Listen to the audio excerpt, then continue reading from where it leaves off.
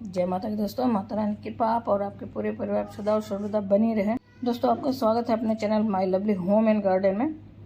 आज हम लोग बात करेंगे देवशयनी एकादशी के बारे में। देवशयनी एकादशी व्रत कब रखना है, पूजा विधि क्या है और व्रत का पारणा कब है दोस्तों। फिर उसके बाद व्रत का महत्व क्या है, इस व्रत को क्यों मनाया जाता है, बहुत सारे ऐसे चीज़ें हैं जो हम लोग नहीं जानते हैं, उसके बारे में आज हम लोग बात करेंगे।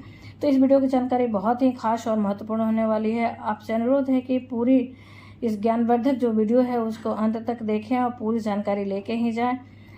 दोस्तों, अगर वीडियो की कोई भी जानकारी आपको उपयोगी लगे और अच्छी लगे तो लाइक तो अवश्य करें। आपके लाइक हम लोगों के लिए बहुत ही महत्वपूर्ण होते हैं, उसी से हम लोगों को पता चलता है कि आपको वीडियो उपयोगी लगी दोस्तों। और वीडियो अगर उपयोगी है तो अपने फ्रेंड्स और फैमिली में ज़्यादा से ज़्यादा शेयर भी करें। और अभी तक आप मेरे चैनल पर नए हैं तो मेरे चैनल को सब्सक्राइब करें, बेल नोटिफिकेशन अवश्य दबाएं ताकि आने वाली जानकारी आपको समय से मिल सके दोस्तों, आने वाली वीडियो आप तक सर्वप्रथम पहुंचे। दोस्तों, आषाढ़ मास के शुक्ल पक्ष की एकादशी तिथि को जो एकादशी मनाई जाती है उसे देवशयनी या पद्मनाभ एकादशी कहते हैं दोस्तों। आषाढ़ी एकादशी भी इसे कहते हैं। इस तरह से यह एकादशी विष्णु उत्सव के रूप में भी मनाया जाता है, विष्णु उत्सव के नाम से भी जाना जाता है दोस्तों। इसी दिन से चातुर्मास की शुरुआत भी होती है दोस्तों। हमारे धर्म ग्रंथों और शास्त्रों के अनुसार चातुर्मास जो होता है वो भगवान की भक्ति करने का समय होता है, और इस समय भगवान की भक्ति करने का उत्तम समय इसलिए होता है क्योंकि इसमें कोई भी मांगलिक कार्य नहीं होता है। इस बार देवशयनी एकादशी का महापर्व 29 जून दिन गुरुवार को है। धर्मशास्त्रों के अनुसार विष्णु जी ने वामन रूप में दैत्यराज बलि से 3 पग भूमि दान में मांगी थी। भगवान ने पहले पग में संपूर्ण आकाश और पृथ्वी को ढक दिया था, और उसके बाद इस तरह से 2 ही पग में पूरे सृष्टि को ढक लिए थे भगवान। और तीसरे पग की जब बारी आई तो वो उसके समय जो बलि थे, राजा बलि, अपने सिर को भगवान के सामने नतमस्तक होते हुए कहते हैं, अपने आप को समर्पित करते हुए कहते हैं कि आप इसी पे अपना पग रखें। तो इस प्रकार के दान के जो बलि की दान थी, दान से प्रसन्न होकर भगवान बलि को पाताल का राजा बना देते हैं और कहते हैं कि वर मांगे। तो बलि ने वर मांगते हुए कहा कि आप मेरे महल में नित्य निवास करें। तो भगवान ने बलि की भक्ति परायणता को देखते हुए 4 माह का उसे उनके राजा बलि के महल में निवास करने का वरदान दिया। देवशयनी एकादशी से देव प्रबोधिनी एकादशी तक पाताल लोक में राजा बलि के महल में भगवान निवास करते हैं। सनातन धर्म में एकादशी का व्रत महत्वपूर्ण स्थान रखता है दोस्तों। प्रत्येक वर्ष 24 एकादशी होती है। जब अधिक मास आता है या मलमास आता है या पुरुषोत्तम मास आता है तो उस वर्ष एकादशी 26 हो जाती है। आषाढ़ मास के शुक्ल पक्ष के एकादशी को देवशयनी एकादशी कहा जाता है। इसको पद्मनाभा एकादशी के नाम से भी जाना जाता है। जब सूर्य देव जो है मिथुन राशि में आते हैं तब यह एकादशी व्रत आता है। लगभग 4 माह के बाद सूर्य देव जब तुला राशि में आते हैं तो भगवान को जगाया जाता है, उठाया जाता है। उस दिन को देव उत्थानी एकादशी कहा जाता है। इस मास के बीच में जो भी है 4 मास का जो अंतराल होता है दोस्तों, वो भी चतुर्मास कहलाता है। धर्म ग्रंथों में वर्णन आता है कि भगवान 4 मास राजा बलि के घर पे निवास करते हैं, उनके महल में निवास करते हैं, और उनके घर पे निवास करने के बाद कार्तिक शुक्ल पक्ष के एकादशी को लौटते हैं। इसी प्रकार से भगवान का इस दिन से शयन करवाया जाता है।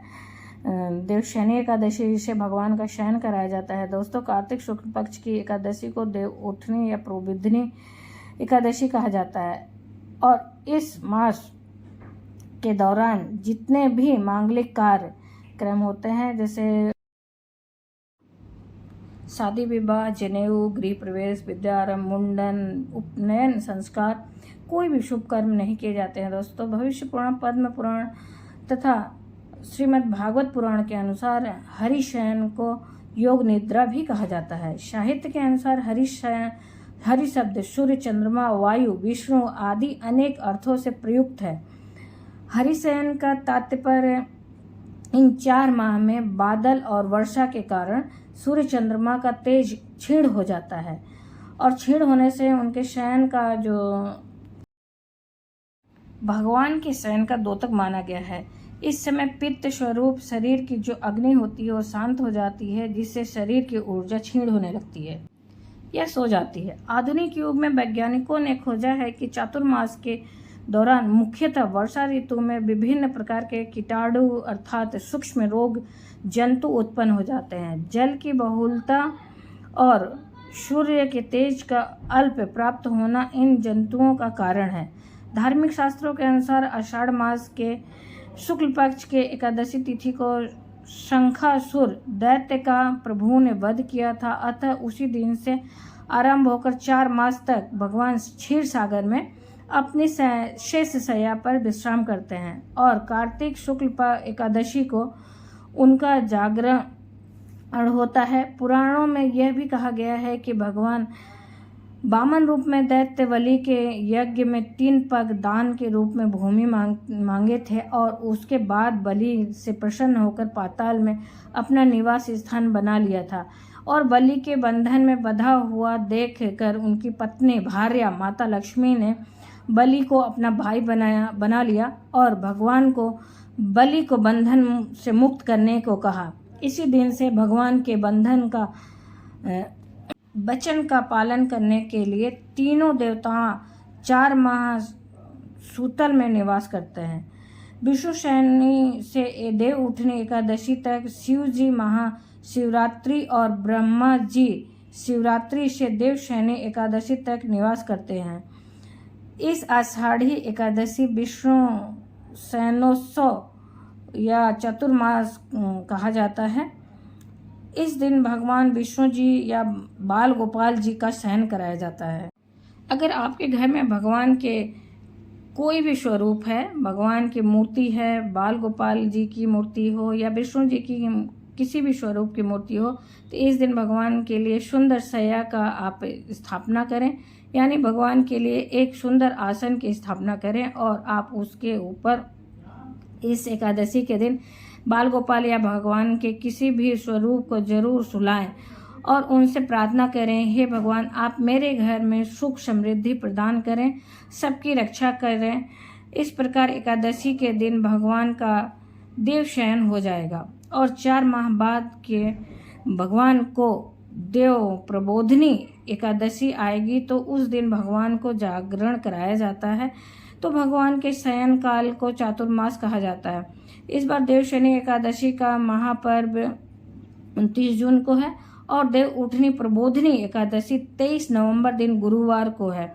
धर्म ग्रंथों में एकादशी की विशेष महिमा बताई गई है। कहा गया है कि एकादशी का व्रत रखना, तुलसी जी की पूजन करना तथा दर्शन करना, विष्णु जी का पूजन करना, गीता जी का पाठ करना, ब्राह्मणों की सेवा करना, उनको दान कराना, भोजन कराना दोस्तों, और गौ माता की रक्षा करना और सेवा करना, ये 6 कार्य इस संसार में के सागर को पार करने हेतु मुक्तिदायक बताया गया है। इस प्रकार पूरे वर्ष में 24 एकादशी आती है, लेकिन इस वर्ष अधिक मास होने से 26 एकादशी व्रत रखा जाएगा दोस्तों। एकादशी व्रत भगवान नारायण का परम प्रिय व्रत है। एकादशी व्रत करने से मनुष्य के जन्म जन्मांतर के पाप नष्ट हो जाते हैं तथा उनके पुण्यों का उदय होता है।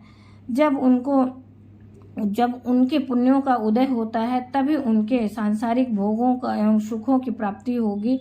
इस बार देवशयनी एकादशी का जो है व्रत 29 जून 2023 की सुबह 3:19 पर हो जाएगा और समापन जो है 29 जून को और 30 जून की रात्रि जो है मतलब 29 जून के तड़के 2:42 पर हो जाएगा। अतः उदय तिथि के अनुसार एकादशी जो है वह 29 जून दिन गुरुवार को ही रहेगी। इसी दिन सभी को व्रत रखना चाहिए और पारणा 30 जून की सुबह 5:52 से लेकर 7:52 तक है। इसी बीच आपको पारणा कर लेना चाहिए, ये एक शुभ मुहूर्त होता है। और अगर कोई अन्य व्रत आपको द्वादशी को रखना है तो पारणा आप फलाहार से करें या तुलसी दल को जल से ग्रहण करके पारणा कर सकते हैं। ये पूर्ण पारणा माना जाता है दोस्तों। और अपना दूसरा जो भी व्रत रखना है आपको वो रख सकते हैं। जो लोग एकादशी का व्रत करते हैं उन्हें दशमी से लेकर द्वादशी तक कुछ नियमों का पालन करना होता है।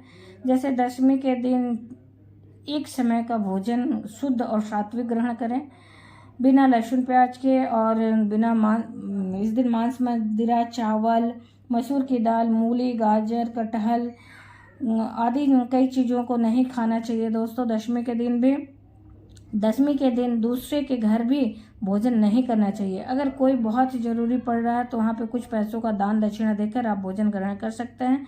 दशमी के दिन शहद नहीं खाना चाहिए, लेकिन आप पंचामृत में खा सकते हैं। ऐसे शुद्ध शहद नहीं खाना चाहिए। इस दिन ब्रह्मचर्य का पालन करना चाहिए।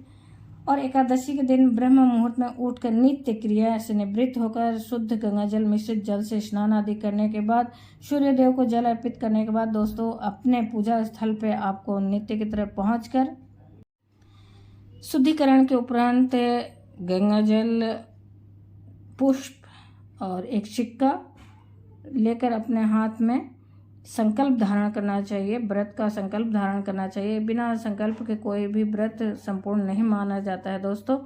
तो इसके लिए संकल्प धारण करें और इस दिन सूर्य देव को जल दें, तुलसी पूजा करें, गौ पूजा करें, गौ माता को भोजन अपने सामर्थ्य के अनुसार कराएं, माता पिता को प्रणाम करें और जो लोग व्रत रखते हैं वे फलाहार रखें।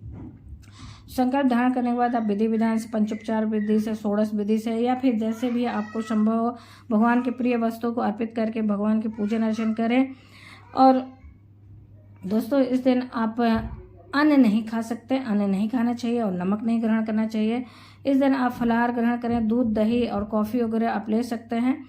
इस दिन चावल का प्रयोग किसी भी हाल में नहीं करना चाहिए, चाहे पूजा में हो या खाने में हो, कहीं भी प्रयोग नहीं किया जाता है दोस्तों। किसी भी कार्य में चावल नहीं उपयोग किया जाता है।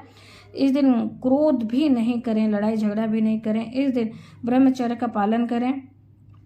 इस दिन किसी का अनादर भी नहीं करें, अपमान भी नहीं करें। इस दिन दाढ़ी नहीं लगाना चाहिए, साबुन और दाढ़ी नहीं बनाना चाहिए, नाखून नहीं काटने चाहिए, बाल नहीं कटवाने चाहिए, साबुन और शैम्पू का भी उपयोग नहीं किया जाता है दोस्तों। तो एकादशी के दिन सोने का भी विधान नहीं है। इस दिन आपको दिन में तो शयन करना ही नहीं चाहिए और रात्रि ज़्यादा से ज़्यादा जागरण करने की कोशिश करें। रात्रि जागरण का नियम है, नहीं संभव है तो आपसे जितना बन पड़े उतना अधिक से अधिक देर तक आप जगें। आपको अगर आपके घर में जन्म और मृत्यु का सूतक लगा है दोस्तों, तो ऐसी परिस्थिति में आप व्रत अवश्य करें, क्योंकि व्रत को नहीं छोड़ा जाता है, लेकिन पूजन नहीं कर सकते, भगवान को छू नहीं सकते। इसी प्रकार दोस्तों अगर कोई महिला मासिक धर्म में है, पीरियड में है, तो वो व्रत अवश्य रखें, लेकिन वह पूजन नहीं करें, भगवान को न छुएं। इस तरह से व्रत रख सकते हैं।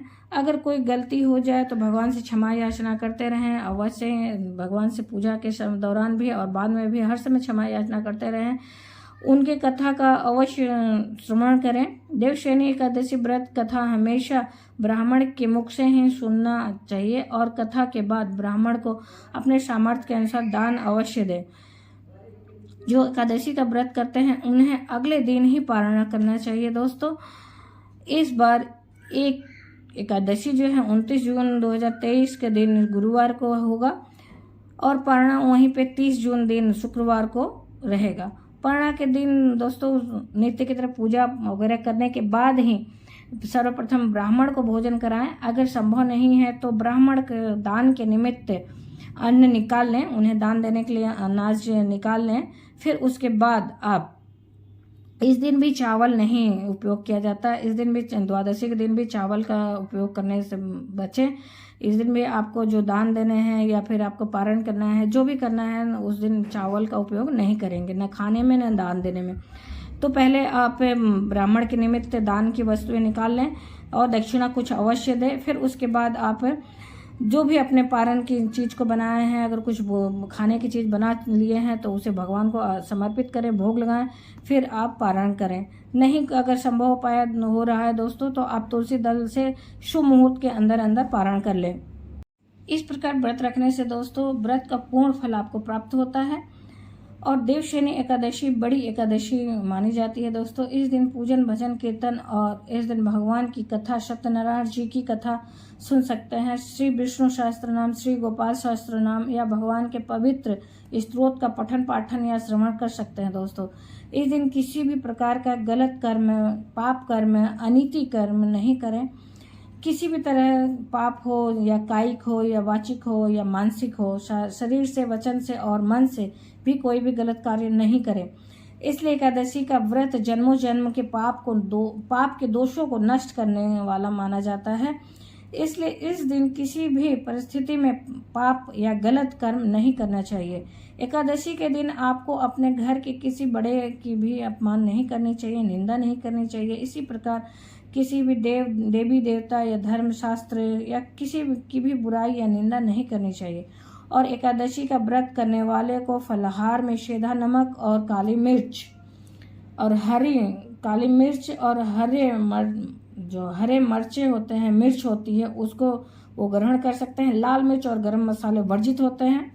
दोस्तों, आप अपने फलाहार को भी भगवान को सर्वप्रथम समर्पित करें, भगवान को भोग लगाएं और उसके बाद अगर आप ग्रहण करते हैं तो ये प्रसाद रूप में आप ग्रहण करेंगे। ऐसा करने से वह आपको फलदायी हो जाता है। एकादशी के दिन यदि आपके घर पूजन अर्चन होता है तो ठीक है, अगर नहीं होता है तो उस दिन एक चौकी पे आप लाल या पीला वस्त्र बिछाकर भगवान के मूर्ति को स्थापित करें। भगवान की मूर्ति या प्रतिमा हो तो उसे स्थापित करें और उन्हें स्नान आदि शुद्धोदक स्नान आदि कराने के बाद आप विधि विधान से उनकी पूजा करें।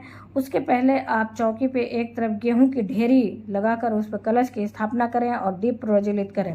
सर्वप्रथम गौरी गणेश की पूजन करें, फिर कलश का पूजन करें और फिर भगवान नारायण के स्वरूप का पूजन करें। दोस्तों, आरती करें, कथा का श्रवण करें या आप पढ़ सकते हैं तो पढ़ें। भगवान को भोग लगाकर स्वयं फलाहार को ग्रहण कर सकते हैं।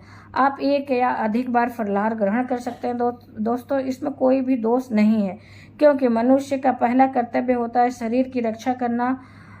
शरीर में भी एक परमात्मा निवास करते हैं और उनकी रक्षा करना हमारा प्रथम कर्तव्य होता है। दोस्तों, हम व्रत अवश्य करें, अपने अंदर के परमात्मा को ध्यान में रखते हुए उनकी रक्षा करते हुए। तो दोस्तों, ये तो रही पूरी जानकारी। आशा करते हैं आपको इस वीडियो की जानकारी उपयोगी लगी होगी। अगर वीडियो की जानकारी आपको उपयोगी लगी दोस्तों तो लाइक तो अवश्य करें। आपके लाइक हम लोगों के लिए बहुत महत्वपूर्ण होते हैं। उसी से हम लोगों को पता चलता है कि वीडियो आपको उपयोगी लगी। उन्हीं से हम लोगों को प्रेरणा मिलता है कि और अच्छे वीडियो आपके लिए हम लोग लाएँ। और वीडियो उपयोगी है दोस्तों तो अपने फ्रेंड्स और फैमिली में ज़्यादा से ज़्यादा शेयर भी करें। फिर दोस्तों, आप अभी तक मेरे चैनल पर नए हैं तो मेरे चैनल को सब्सक्राइब कर लें, बेल नोटिफिकेशन अवश्य दबाएं ताकि आने वाली जानकारी आपको सर्वप्रथम प्राप्त हो सके। दोस्तों, माता रानी के नाम का जयकारा कमेंट बॉक्स में अवश्य लगाएं ताकि एक सकारात्मक ऊर्जा का संचार आपके अंदर हो सके। कोई भी सुझाव हो, कोई भी प्रश्न हो तो कमेंट बॉक्स में आप लिख सकते हैं। दोस्तों, माता रानी के नाम का जयकारा तो अवश्य ही लगाएं। दोस्तों, फिर मिलते हैं एक नई जानकारी के साथ एक नए वीडियो में। तब तक के लिए जय माता की। माता रानी की कृपा आप और आपके पूरे परिवार पर सदा और सर्वदा बनी रहे। दोस्तों, धन्यवाद दोस्तों।